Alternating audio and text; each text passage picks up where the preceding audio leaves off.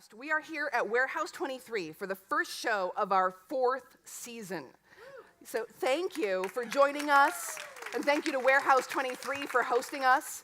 And coincidentally enough, our first guest is Mark Matthias, owner of Warehouse 23. Mark, come on up.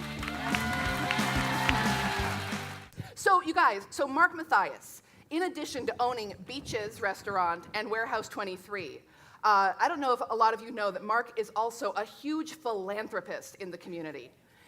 And it's really impressive. And he doesn't love having the spotlight on him while we talk about it. So I also appreciate all of you. We'll keep it our little secret.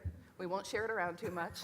But that's what we wanted to talk about. I mean, Beaches and Warehouse 23 are amazing. Great food, community, wonderful service. Mark provides this for our community, and it's wonderful that we have it. But there are so many other ways, and Mark chooses to live a very philanthropic life and inspire others to give as well, which I think is really important. And one of those is through the Beaches Cruise-In. And I was wondering if you could take maybe a minute, and tell us a little bit more about the cruise-in. After 21 years, let's do this in 1 minute. It's funny because, we still call it Beaches Summertime Cruising, but this has really evolved over the years. This is a really cool social community event. And so every week we average 1,000 hot rods and bikes and modern muscle cars and all that stuff, so there's something for everybody. But beyond that, the bands we have every week, we got 5 guys named Mo, Flexor T, New Wavers. We've had Patrick Lamb play there. So we have that style of entertainment. We always have something for the kids. We'll have a rock wall or big inflatables. We've transitioned to the food that we now have 6 food vendors out there. So it isn't just us.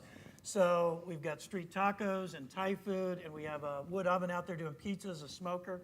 So it's really a night out if you've never done it to listen to entertainment. And yeah, by the way, there's 1,000 cars and hot rods. So, and it's fun because we like people there. One, you'll have a good time, but second, just by being there, you're donating back to the community. So every beer you buy, every burger you buy, the admission, we take it right off the top and it goes to our charity fund. And that's our biggest charity fundraiser. Fantastic. So, how was that for 1 minute? That was pretty good. That was close. And we're going to try it again because we have more to talk about. That's not all he does, you guys. So also, you are a major partner in the Green Eggs and Ham. So tell us what the heck that is. You need your friends with you. Okay, here you go. Oh, okay. And here you go. I get to keep these, right? No. And here you go. Oh my God. Okay. And if I get bored, you read a book. Okay. So, and this really started out an idea with myself and Jan Redding of the Vancouver School District. Some of you may know Jan. But we were trying to figure out a way back at one of the at-risk schools they had to get parents to come into the school and read with kids. Well, it just happened to be around Dr. Seuss week. So we thought, well, what if we do this breakfast and we'll just come in and we'll literally serve green eggs and we'll see if the parents come in, we'll give away gift certificates, we'll get every child a book. And so we did it, and yeah, bring the green eggs. Temple is hungry. She's hungry. So this is these are actually really good. Oh my God. They taste like mint. So anyway, so we were just going to do one school. Okay, so anyway, here we are. And next week happens to be the week we do it. We're doing 52 schools. We will feed just over 7,000 parents and kids in 5 days between 8:30 and 10:30 in the morning. So those are good. Those are really good. Tanner makes those very well. These are. Don't. This one can't eat them. Oh, okay. okay. This one can't. So it's been a really fun thing too because a lot of the volunteers come from the community. We probably have over 150 volunteers. There's about 80 of our own team that volunteers, which to me is really important. We really do the community stuff a lot with our team and try to inspire that in them. So they do a great job too. That's awesome. And so a question, looking at all that you do, I mean, you're running a couple of businesses, you're doing all of this community work. What is it that drives you to give back? I mean, why be a philanthropist? It didn't start out that way, and You know, when you open a business, especially a restaurant, your only goal is to survive and be open in about 3 Right. months. And that's really how it started. And then I had this meeting with Jim Parsley one day in the community.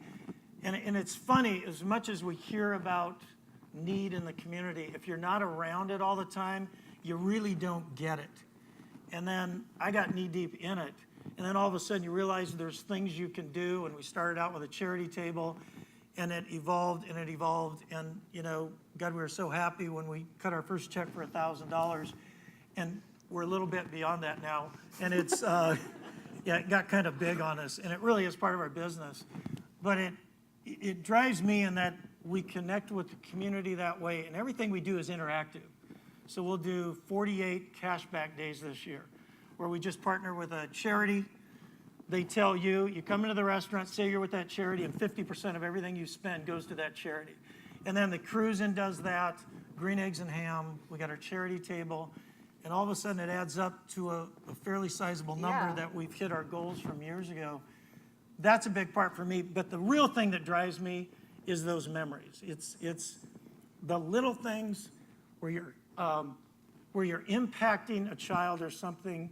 And I'm thinking of a story, so I can't think of that story.